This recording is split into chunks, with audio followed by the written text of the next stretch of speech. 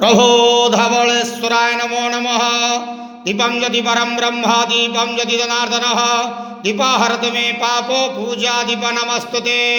प्रभो वंदे देव उमापति सुरगुरु वंदे जगत कारणं वंदे पन्नगभूषण मृगहरं वंदे वसूनां पतेः वंदे सूर्य सुसंग वर्णिनेन वंदे मुकुंद प्रियं वंदे भक्तजनं सें च वरदं वंदे शिवं शंकरं।